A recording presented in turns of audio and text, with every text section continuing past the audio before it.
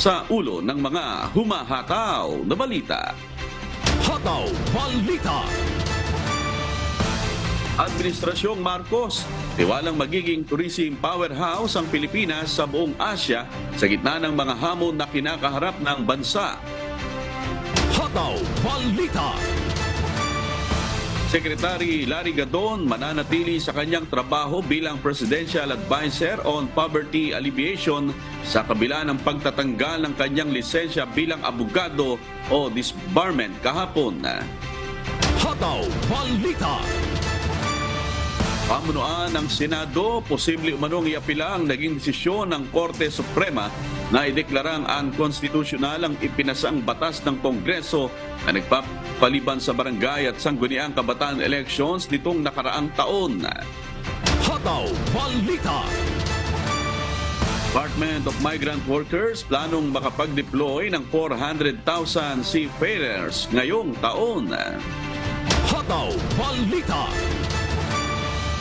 10 close contact ng evacuee na nagpositibo sa COVID-19 sa bayan ng Malilipot sa Albay, nagnegatibo sa isinagawang RT-PCR test. Hataw Balita. At National Water Resources Board nakatakda ng bawasan ng alokasyon ng tubig para sa Metro Manila sa darating na buwan ng Hulyo. Hataw Balita. Una sa ating mga humahataw na balita. Posible umanong iapila ng pamunuan ng Senado ang naging desisyon ng Korte Suprema na ideklarang unconstitutional, partikular sa karapatang bumoto, ang ipinasang batas ng Kongreso na nagpapaliban sa barangay at sangguniang kabataan elections nitong nakaraang taon. Ayon kay Senate Blue Ribbon Committee Chairman Senator Francis Tolentino, nakausap niya si Senate President Juan Miguel Zubiri tungkol dito at pag-aaralan anya nila kung maghahain ng motion for reconsideration. Kaugnay nito, naniniwala si Tolentino na hindi dapat makaapekto ang desisyon ng Korte sa panukala ngayon na ipagpaliban ang halalang pambarangay at SK sa Negros Oriental. Anya, halalan sa buong bansa ang sakop ng desisyon ng Supreme Court. Samantala, ayon naman sa Commission on Elections o COMELEC, walang epekto sa paghahanda sa darating na BSKE ang desisyon ng Korte Suprema. Ito'y partikular na nakatuon sa Political Department ng pamahalaan para maging pamantayan sa hinaharap. Pakinggan po natin ang pahayag ni Senate Blue Ribbon Committee Chairman Senator Francis Tolentino. Magpupulong ang Senado kung magpa-file kami ng motion for reconsideration. But we respect the decision of the Supreme Court as a co-equal branch of government. We agree that there should be periodic elections. Napahaba yung postponement ng barangay. Kasi magkaiba yun eh. Yung sinabi ng Supreme Court na unconstitutional, yung the entire Philippines. Ito naman, ito lang yung para sa Negros Oriental. So, hindi dapat siguro ma-confuse doon. Hataw Balita. Naghahanda ng Department of Transportation para sa procurement at delivery ng mga bagong supply ng plaka ng sasakyan na kailangan ng Land Transportation Office. Ayon sa ahensya, maaaring sa buwan ng Hulyo ay maisapinal na ang kasunduan para rito at kung may gagawad sa bidder ang kontrata, aabuti naman ng 90 days ang unang delivery ng mga plaka mula sa supplier.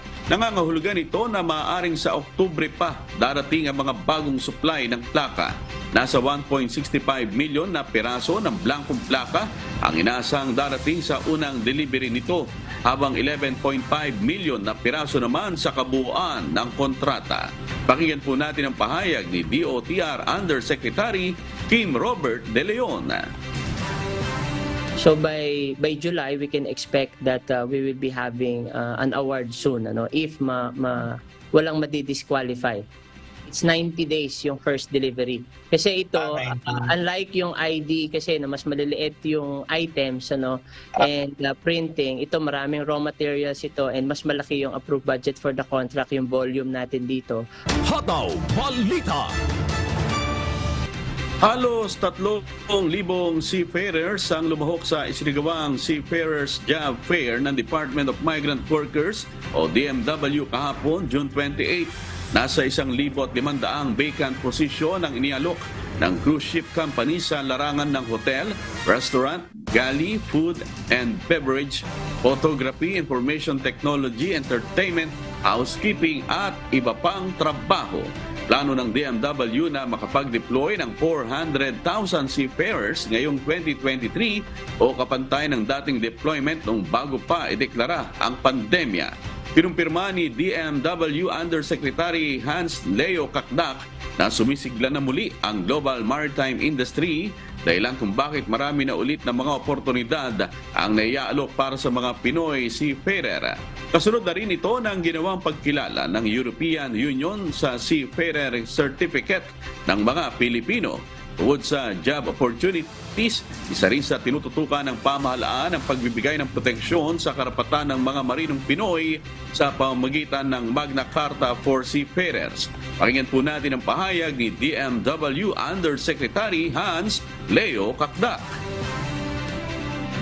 Itong mga trabahong ito ay nakaugnay sa proseso sa DMW, mga kontrata na sinusubaybayan at itinalaga para sa proteksyon ng seafarers na monitor naman at the international level. So, dekalidad talaga ang trabahong ino-offer dito today. We are going back to the pre-pandemic levels, but yes, not there yet. But yun nga, we will best the 2022 record on track, no? To best the 2022 record to breach the 400,000 mark. So we're hoping and praying na mga job facilitation efforts na katulad nito ay magbibigay ng trabaho at mauugnay ang seafarers sa mga trabaho. Hataw Balita. Tiwala ang pamahalaan na magiging tourism powerhouse ang Pilipinas sa buong Asya sa gitna ng mga hamon na kinakaharap ng bansa. Ayon kay Pangulong Ferdinand Marcos Jr., posibleng maabot ng bansa ang naturang target sa pamamagitan ng mga plano na nakapaloob sa National Tourism Development Plan. Planong maabot ng Marcos administration ang nasa 12 milyong annual tourist arrivals. Inilunsad kamakalawa ng Department of Tourism ang bago nitong tourism campaign slogan na Love the Philippines, kapalit ng It's More Fun in the Philippines, na ginamit ng bansa sa matagal na panahon. Para sa Pangulo, magbubunga ng mas maraming trabaho at economic activities ang bagong campaign slogan ng Pilipinas. Nananawagan din si PBBM sa mga Pilipino na maging tourism ambassador o influencer at ipromote ang Pilipinas bilang isang magandang bansa. Pakinggan po natin ang pahayag ni Pangulong Ferdinand Marcos Jr. The 5-year plan stemmed from this administration's determination to implement programs that will positively transform our country towards being a tourism powerhouse in Asia in the coming years. I call on the entire Filipino nation to allow yourselves to be our country's tourism ambassadors. I enjoin you all to be our country's promoters, advocates, and if I may borrow a coined term in this age of social media, be our country's top influencers. Hataw Balita. Inihayag ng Pangulong Ferdinand Marcos Jr. na kabilang sa kampanya ngayon ng Department of Tourism o DOT ang pagpopromote sa regional products at pagtatayo ng mga infrastruktura para sa mas maayos at mabilis na pagbibiyahe ng mga turista. Sa isang panayam, sinabi ni Tourism Secretary Cristina Frasco na para maging mas maganda ang travel experience ng mga bakasyonista o turista, kailangang i-rehabilitate ang mga paliparan ng bansa. Nakikipag-ugnayan na anya sila sa Department of Transportation upang makapagbigay ng rekomendasyon kung paano isasaayos ang interior at operation ng airport. Ang DOTRA niyang pangunahing may jurisdiksyon sa mga airport at magbibigay lamang ang Tourism Department ng suhestyon kung paano pa mapapaganda ang pasilidad. Hataw Balita.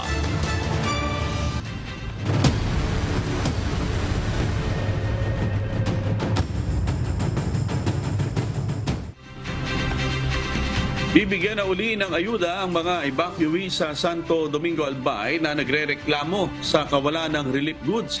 Patuloy din ang pakikipag-ugnayan ng lokal na pamahalaan sa iba pang grupo o organisasyon na maaring makatulong sa kanila. Si Alan Manansala, humahataw. Hataw Balita. Hinaing ng ilang residenteng lumikas mula sa 7-kilometer extended danger zone ng Barangay Lidong, Santo Domingo, Albay.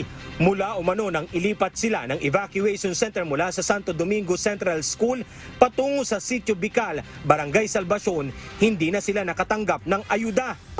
Digdi na po na wala man yan talaga. Dahil man po nakatanggap po. Sige, sabi, dahil pa man. Matagal man. Dito sa ngayon bagas mi. Madong kilo na sa naiya. Bad magrasyon niya. Pang 1 week na po mo niya na Ngunit paliwanag ni Engineer Ed Balidoy, ang head ng Operation Center ng LGU Santo Domingo, ang family food packs buhat sa Department of Social Welfare and Development o DSWD, tumatagal ng 2 hanggang 3 araw, kaya ang pamamahagi ng kanilang ayuda ay kada 2 araw. Pinipacing lang namin dahil baka mag-over, naman tayo. Bukas sir, magbibigay kami. Kasi may nagbigay sir nung every 3 days, may nagbigay. Binibigyan namin every 3 days. Wala, hindi naman yun. Wala namang yun sir na hindi nagbibigay. Nagkabigay lang nung linggo. O di 3 days na yun, bukas, magbigay naman kami. Ang provincial government ng Albay, tuloy-tuloy ang pakikipag-ugnayan sa mga non-government agency na nagnanais ring magbigay ng ayuda sa mga apektadong pamilya. Sa datos ng DSWD, umabot na sa mahigit 70 milyong pisong halaga ang naipamamahaging tulong mula sa mahigit 5,000 displaced families dahil sa pag-aalburuto ng Bulkan Mayon. Kabilang na ang 24 na milyong piso mula sa non-government agencies. Diyos ang aming sandigan, serbisyo publiko ang aming pinahahalagahan. Alan Manansala, humahataw. Hataw Balita. Nagnegatibo sa isinasagawang RT-PCR test ang 10 close contact ng evacuee na nagpositibo sa COVID-19 sa bayan ng Malilipot sa Albay. Si Brian Baldarahe, humahataw. Hataw Balita.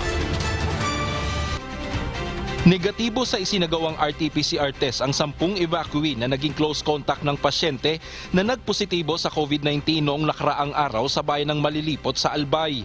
Kaya naman kahapon June 28 ay pinayagan na ng Rural Health Unit o RHU na makalabas sa isolation area ang nasabing mga evacuee.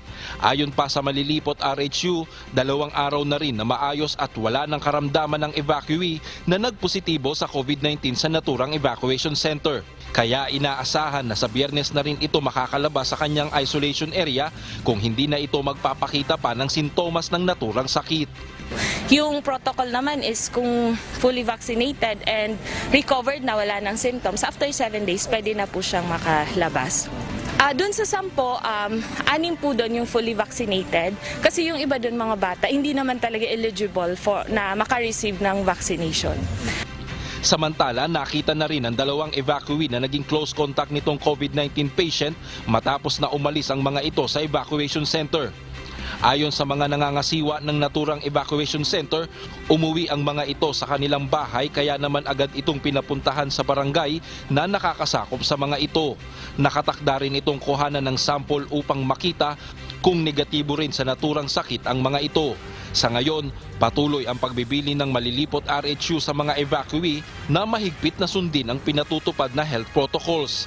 Pinayuhan din nito ang mga evacuee na agad kumonsulta sa mga medical station kung may nararamdamang sakit upang maiwasan ng hawahan sa loob ng evacuation center.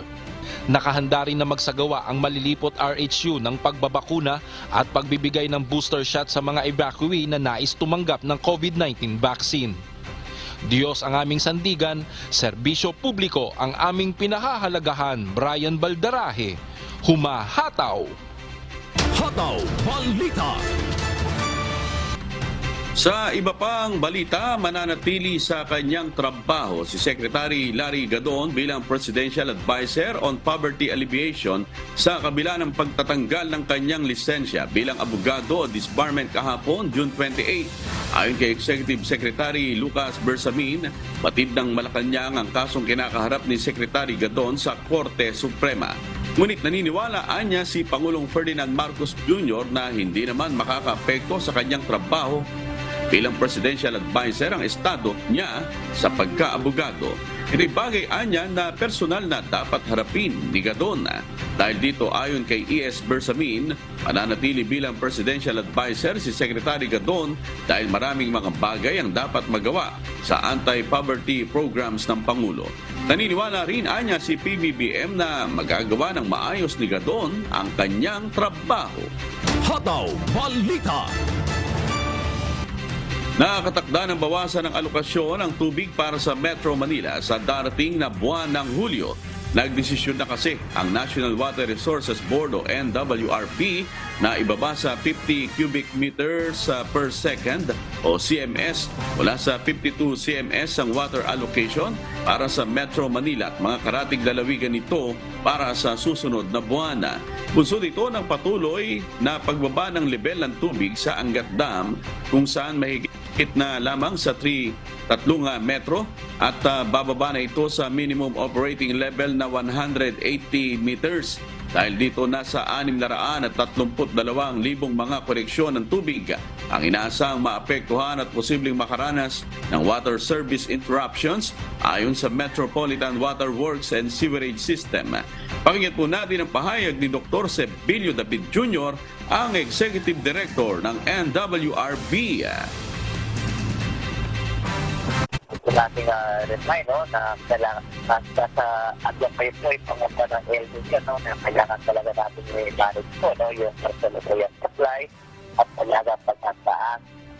Hataw Balita. Posibleng magkaroon ng 6 hanggang 10 oras na water service interruptions sa mga nasa matataas na lugar gaya sa bahagi ng Caloocan at Maynila kung hindi makararanas ng mga pag-ulan sa buwan ng Hulyo. Ayon sa Metropolitan Water Works and Sewerage System o MWSS, ginagawa na nila ang lahat ng paraan katulong ang mga konsesyonaryo para maipatayo ang mga karagdagang pasilidad para madagdagan ang supply ng tubig at upang mapadali ang pagkukumpuni ng mga tubong may tagas. Nauna na ang ipinagutos ni Pangulong Ferdinand Marcos Jr. ang mga pambansang ahensya ng pamahalaan na magbawas ng 10% sa konsumo ng tubig upang mapanatili ang sapat na supply nito. Pakinggan po natin ang pahayag ni Engineer Patrick Dizon, ang Division Manager ng MWSS Corporate Office. So we're looking into it naman po na if possible, hindi siya maging worse.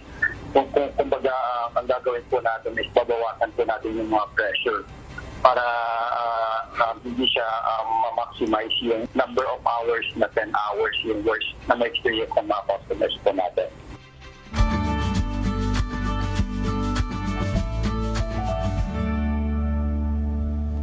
At sa ating ulat panahon, sa kasalukuyan, batay po sa monitoring ng Philippine Weather Bureau Pag-asa, ang southwest monsoon o habagat ay inaasahang makakaapekto sa mga lugar sa Central, Southern Luzon at Visayas.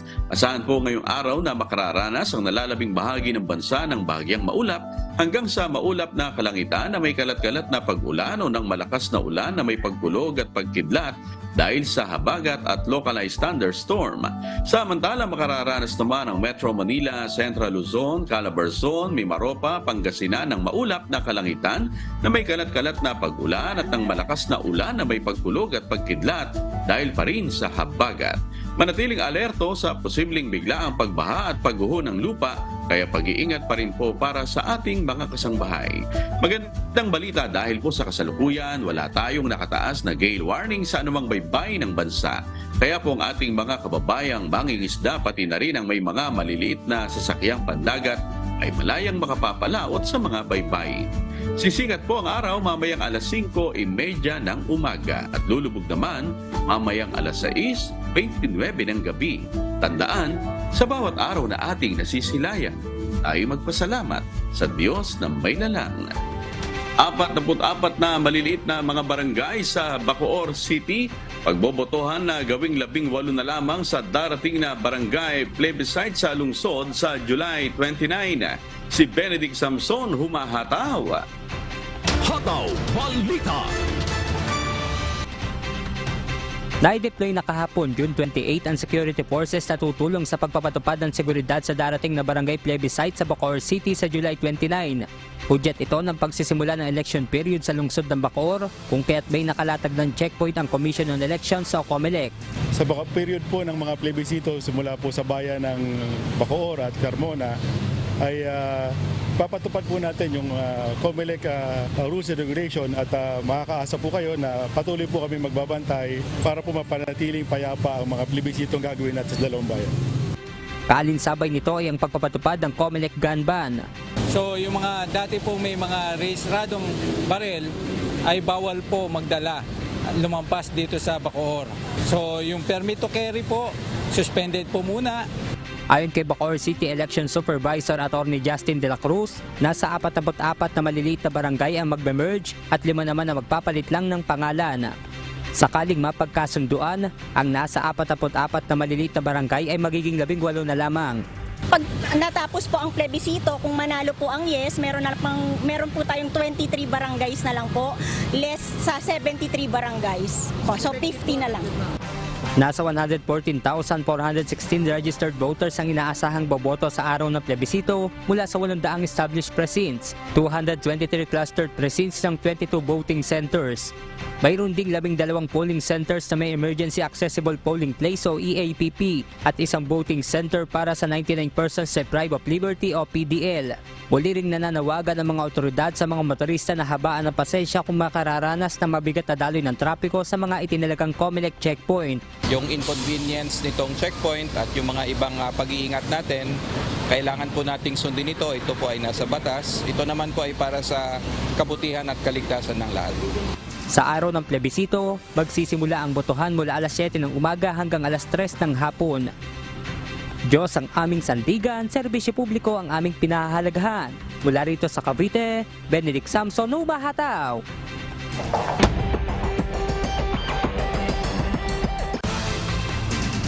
Tatlong Pakistani at isang Romanian ang inaresto ng pulisya matapos sirain ang watawat ng Pilipinas sa Ternate, Cavite. Si Benedict Samson humahataw. Hataw Balita. Maharap sa kasong paglabag sa Republic Act 8491 o ang Flag and Heraldic Code of the Philippines ang tatlong Pakistani at isang Romanian matapos sirain ang watawat ng Pilipinas sa bayan ng Ternate sa Cavite noong Lunes, June 26. Kinilala ang 4 na sospek na sina Sharon Mansur, Shahid Mansur, Shamail Jalal at Yowan Oprescu. Ayon sa investigasyon ng Ternate Cavite Police, patungo ang mga sospek sa isang resort sa naturang bayan ngunit sumama ang loob ng mga ito matapos maipit sa mabigat na daloy ng trapiko.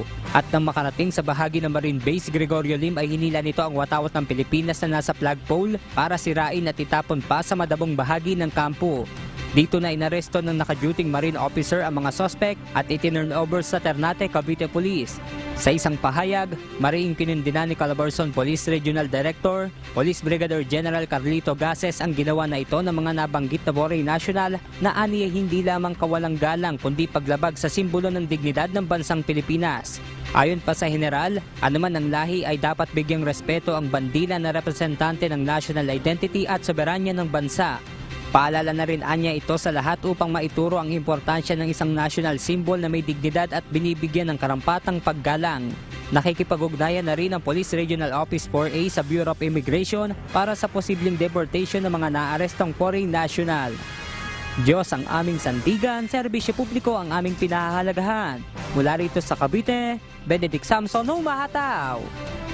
Hataw Balita. Isinagawa ang groundbreaking ceremony para sa itatayong 3rd Candaba Viaduct Project ng North Luzon Expressway o NLEX na may sukat na 5 kilometro ang haba. Itatayo sa gitna sa pagitan na magkabilang kalsada ng north at southbound area ng Candaba Viaduct. Ayon kay Donna Marcelo, Vice President for Communication and Stakeholder Management ng NLEX Corporation, nagkakahalaga ng 8 billion pesos ang kabuang proyekto. Gagawin ang proyekto sa loob ng 22 months at target tapusin sa buwan ng Nobyembre ng susunod na taon. Pakinggan po natin ang pahayag ni NLEX Corporation Vice President for Communication and Stakeholder Management, Donna Marcelo. Makakadagdag to ng capacity. So mas marami pang makakadaan dito para dumami ang vehicles na ma-cater papunta sa norte. Siyempre ngayon kasi 2 lanes siya papunta, 2 lanes pabalik. So makakadagdag pa ng 3 additional lanes itong third viaduct na. Ito na ang pangatlong bridge across Candaba Swamp sa mga lalawigan ng Bulacan at Pampanga. Ang unang bridge ay naitayo pa noong 1975 at pangalawa naman ay 1977. Ang bagong bridge o tulay ay makatutulong para sa malaking volume capacity ng mga sasakyan. Hataw Balita. Nasa 540 sentinel pigs ang ipinamigay ng Department of Agriculture sa mga naapektuhan ng African Swine Fever o ASF sa Caraga Region. Sa tulong ng Sentineling Program ng DA ay nabigyang pansin ang mga hog raiser sa riyon ng Caraga kung saan ay pamahagi ang mga sentinel pig sa mga kwalipikadong benepisyaryo. Mahigit 500 sentinel pig ang ibinigay sa 178 mga hog raiser sa riyon. Bukod dito ay naglaan din ng budget na 2.1 million pesos para sa feeds ang kagawaran na ipamimigay rin sa mga benepisyaryo. Nilinaw naman ng DA na dapat ay sumunod sa ipinatutupad na biosecurity ang mga hog raiser na nais makatanggap ng sentinel pig. Pakinggan po natin ang pahayag ni DA Caraga Regional ASF Focal Person Dr. Apol Haromahum. Ang kaning ASF mo igo ra gid ni siya sa baboy. Mo ra gid na siya nga species ang iyang iguon. So example ngano na igo man ang farmer sa ASF because wala siya i-clean gid.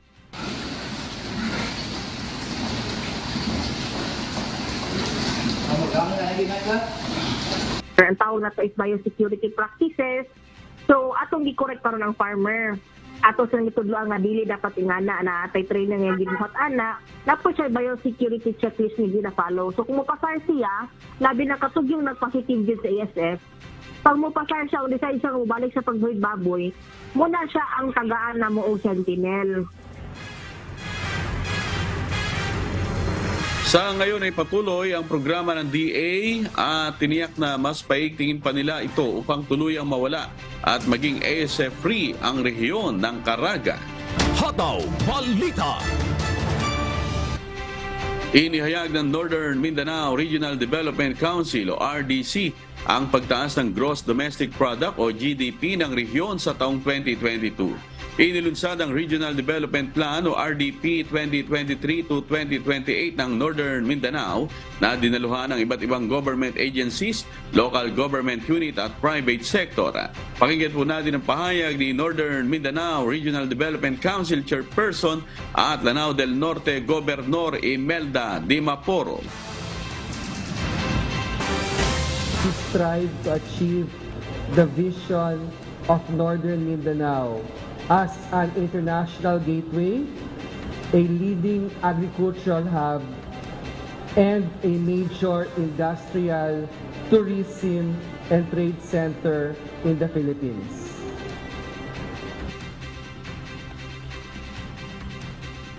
Isa sa nakapaloob sa RDP 2023 to 2028 ay ang target na mapababa ang unemployment rate ng 4 hanggang 5%.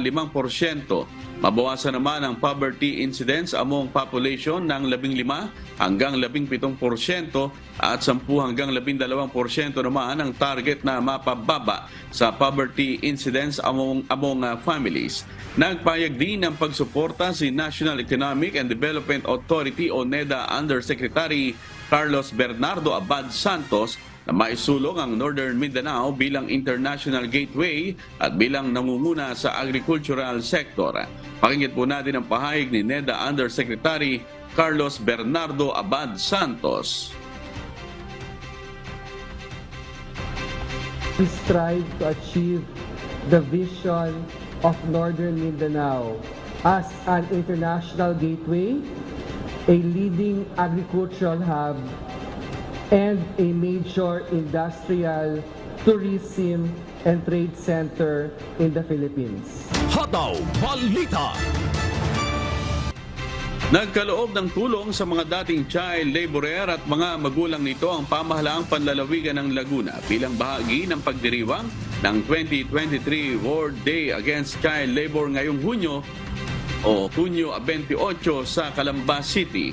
Si Christian Lopez humahataw. Hataw Balita. Nakatanggap ng tulong mula sa Laguna Provincial Government ang nasa 100 na mga dating child laborer at mga nasa 61 na mga magulang ng mga bata. Pinagkalooban ang nasa 100 na mga dating child laborers ng school supply, hygiene kits, food products at cash donation. Binigyan din ng mga magulang nito ng livelihood package upang makatulong sa kanilang pang-araw-araw na pangangailangan.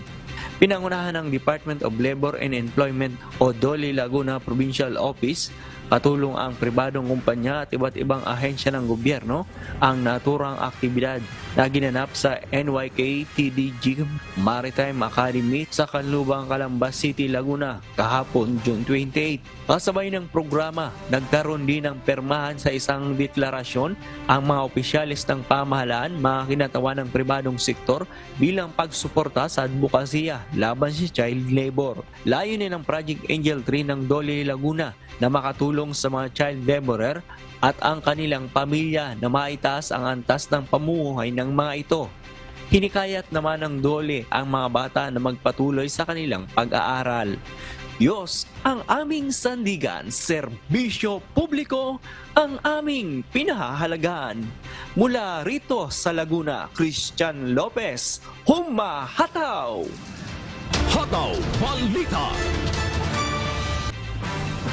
Mahigit 80 housing units ang ipinamahagi ng national government sa pamamagitan ng National Housing Authority sa mga indigenous people, families sa bayan ng Claver, Surigao del Norte. Si MJ Vasquez, humahataw. Hataw Balita. Komportable na ngayong makapagpapahinga at may maayos ng masisilungan ang mga kababayan nating indigenous people mula sa Claver, Surigao del Norte. Masayang tinanggap ng tribong Mamanwa sa Sitio Daging ang 81 housing unit na magagamit ng bawat pamilya. Ang proyektong ito ay sa ilalim ng National Housing Authority Assistance Program na sinuportahan naman ng local government unit ng Claver. Mahigit 20 million pesos ang inilaang budget ng pamahalaan sa naturang proyekto. Bukod sa pabahay, nangako naman ng Claver Local Government Unit na gagawin nila ang kanilang makakaya upang agad na makabitan ng kuryente at patubig ang mga nakatira sa lugar. Layon umano ng proyekto na matugunan ng pangangailangan ng mga IP sa Sitio Daging, mabigyan sila ng maayos at malinis na matitirhan at mapansin ang kanilang karapatan sa lipunan. Diyos ang aming sandigan, serbisyo publiko ang aming pinahahalagahan. MJ Vasquez, humahataw. Hataw Balita. Tumanggap ng 3,000 pisong tulong pinansyal ang nasa 1,000 may hirap na residente mula sa Department of Social Welfare and Development. Samantala, 37 job vacancies naman ang inialok ng 6 na kumpanya para sa mga Mobuano sa isinagawang serbisyo caravan ng Presidential Commission for the Urban Poor sa Evacuation Center sa La Laguna, Mobo, Masbate. Si Jerry Galicia, humahataw. Hataw Balita. Nagsagawa ng Cash Assistance to Individual in Crisis Situation o AICS payout sa Evacuation Center ng Mobo, Masbate kahapon June 28. Ito ang mga residente na nasa kategoryang indigent person, solo parent, mangingisda at magsasaka, maging ang mga apektado ng mga nakaraang sakuna gaya ng pagbaha sa Mobo. Well, alam po ninyo ang DSWD noon pa man ay patuloy po na kinakalinga ang mga kababayan natin na nasa laylayan ng lipunan. sila po ang talagang tinututukan po natin at pinaglalaanan ng puno ng ating gobyerno upang kahit papano ay maibsan ang kanilang nararanasan na kahirapan, matugunan ang kanilang mga pangangailangan, lalong-lalo na sa kanilang pamilya. Nasa 1,000 individual ang nakatanggap ng 3,000 pisong halaga ng tulong pinansyal mula sa Department of Social Welfare and Development o DSWD kahapon. Mula pa sa 16 na barangay ng Mobo ang mga residente na dumagsa sa payout ng DSWD. Samantala, nag-alok ng mga bakanteng trabaho ang 6 na kumpanya sa naturang bayan. Kabilang narito ang 14 na sales clerk job openings, 5 cashier bagger, 1 concessionaire sa Gaisano Capital Mall. Bukod pa riyan ang bakanteng posisyon sa RK Construction na warehousing in charge, project administrator, audit staff at 2 utility helper. May mga na-interview na ang mga kumpanya at hinihintay na lamang ng mga aplikante ang tawag ng mga employer kung sila ba ay hired on the spot sa mga in-applyan nilang trabaho. Nasa ilalim ng Presidential Commission for the Urban Poor, serbisyong PBBM, hatid sa maralitang Pilipino ang nasabing programa para sa mga naghahanap ng trabaho. Ayon kay Mobo Mayor Raymond Doni Salvacion, hindi na kailangang lumayo pa ng mga residente. Ngayong inilalapit na ng pamahalaan ang mga pangangailangan ng ating mahirap na kababayan. Kami ay siyempre nakikiusap sa mga national agencies, sa mga may puso na magbigay ayuda, tulong dito sa ating munisipyo. Kasi tayo po ay 4th class municipality and nagsusumamo tayo na magkaroon ng mga ganitong programa. May bigay natin, may paabot sa tao ang mga serbisyo na katulad ng ganito, medical mission, LTO on wheels, itong ayuda galing sa DSWD, ito lahat ng national government office agencies ay andito po, nagtulong-tulong. Diyos ang aming sandigan, serbisyo publiko ang aming pinahahalagahan. Jerry Galicia, humahataw. Hataw Balita. Hired on the spot ang nasa mahigit 100 na aplikante sa katatapos lamang na job fair ng pamahalaang panlalawigan ng Cagayan kahapon. Si Christian Lopez, humahataw. Hataw Balita. Na-hire on the spot ang nasa 163 na aplikante sa ginawang kauna-unahang job fair ng pamahalaang panlalawigan ng Cagayan na nagsimula noong June 25 at nagtapos June 27. Bahagi ang naturang aktibidad ng pagdiriwang ng ika-440 agaw na Cagayan. Ayon sa datos ng Public Employment Services Office o PESO, umabot sa 537 ang dumalo sa job fair na isinagawa sa Mamba Gymnasium Cagayan Sports Complex, Tugigaraw City. Kabilang sa mga trabahong pinilahan ang medical staff, service crew, overseas offering skill job, sales personnel at iba pa. Batay sa datos ng PESO, 152 ang kailangang dumaan sa final interview, aabot naman sa 453 ang kailangang kumpletuhin ang kanilang requirements. Nagpasalamat naman ang lalawigan ng Cagayan sa managing katuwang nito sa pagsasagawa ng job fair. Diyos ang aming sandigan, serbisyo publiko ang aming pinahahalagahan. Christian Lopez, humahataw! Hataw Balita. Naipakita ang pagkakaisa ng atin fans sa nakaraang 2 araw na concert ng Pinoy Pop Group SB19 sa Smart Araneta Coliseum noong Sabado at Linggo. Kaya naman itinodo ng mga tagahanga mula sa Mindanao ang suporta na ibabahagi nila sa gaganaping pagtatag World Tour Concert sa Davao City sa July 5. Si Marie Perejón, humahataw. Hataw Balita. Nag-alay ng suporta ang fans ng multi-awarded Pinoy Pop Boy Group na SB19 para sa kanilang isasagawang pagtatag World Tour Concert sa Davao City sa July 5. Kanya-kanyang gimmick ang mga tagahanga. May ilang nagpakalat ng posters at flyers at meron ding nagkaroon ng munting gathering para mapag-usapan ng kanilang mga plano para sa mismong concert. Walang pagod ang fans kapag SB19 na ang usapan. Talagang excited ang lahat sa pagbabalik ng grupo sa lungsod, dala ang kanilang mga kanta sa bagong extended play na pagtatag. Bago po, pupunta po ako, yung inaabangan ko is yung mga new songs nila. First time ko yun makikita kasi new song na.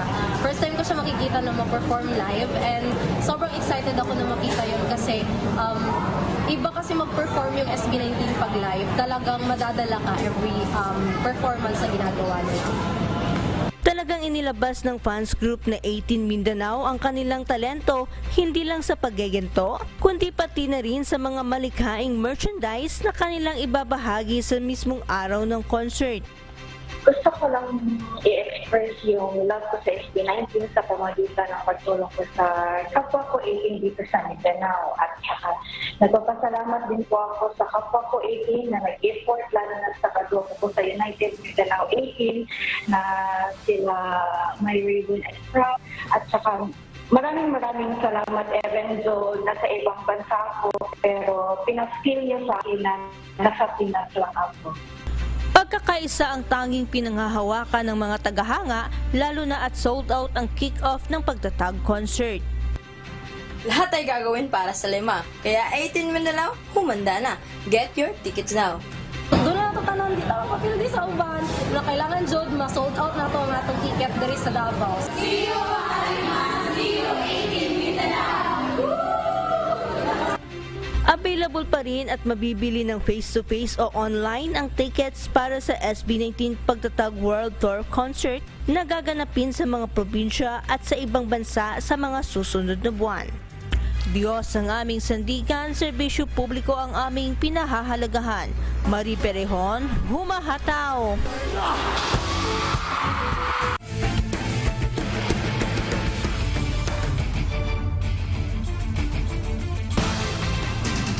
Kumpleto na ang 4 na kuponan na magtutuo sa playoffs ng UNTV Cup Executive Face-Off. Sino-sino ang mga kuponan na aabante sa next round ng Liga ng Public Servants? Si Rina Villamor Camara, humahataw! Hataw Balita.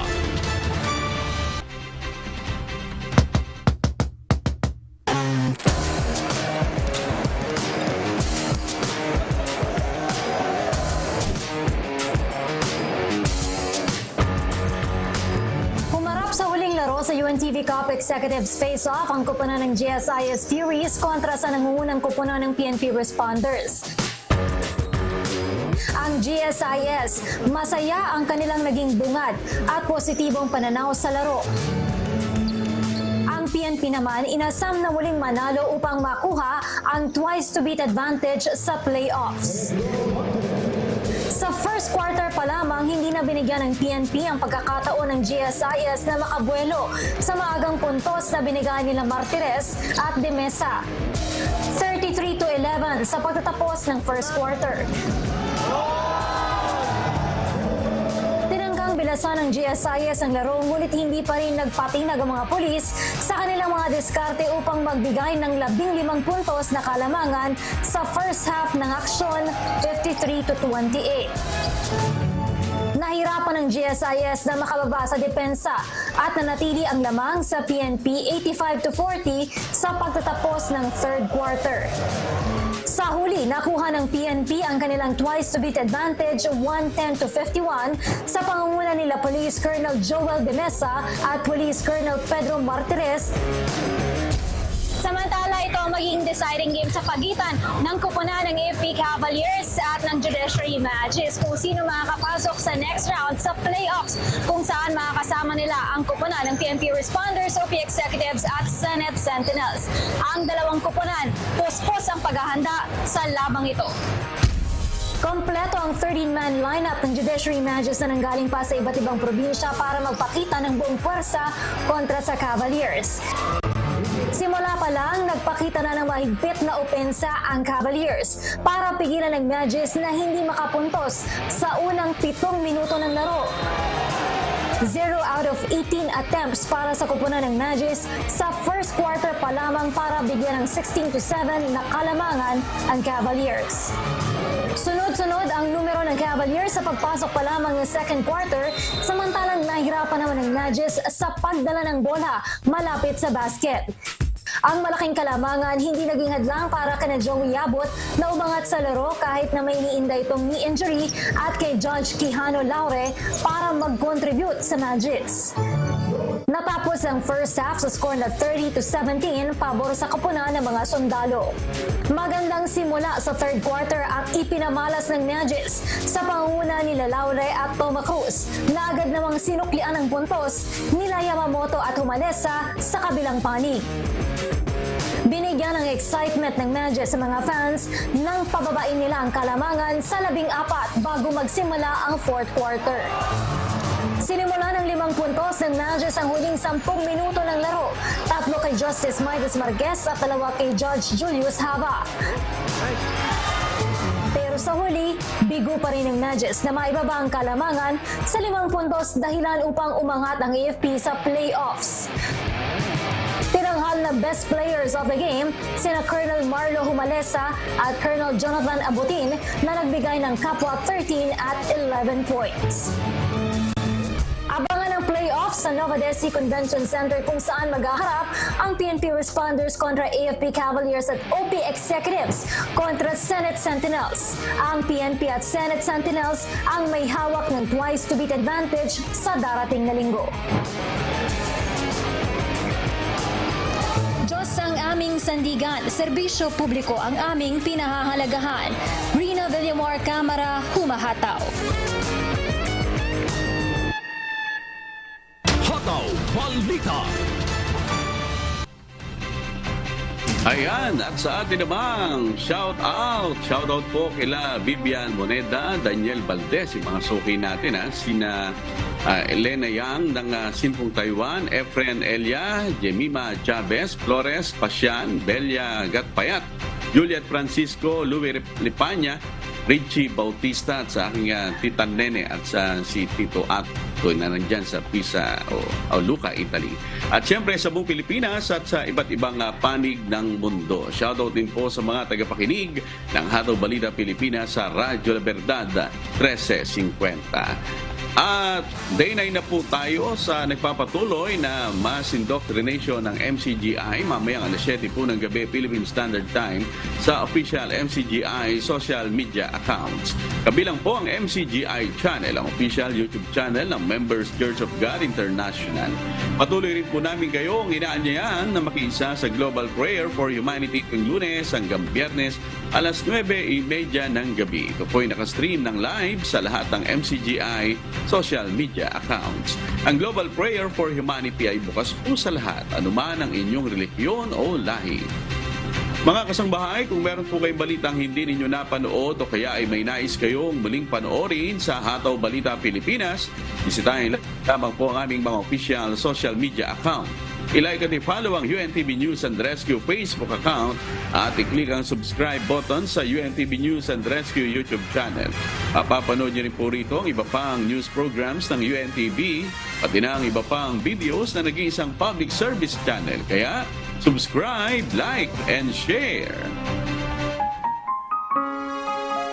At sa aming ibabahaging mga salita ng Diyos na ating sandigan, mula sa Isayas, Kapitulo 34, talatang 16. Inyong saliksikin sa aklat ng Panginoon at inyong basahin. Kahit isa sa mga ito ay hindi magkukulang. Walang mangangailangan ng kanyang kasama sapagkat iniutos ng aking bibig at pinisan sila ng kanyang espiritu.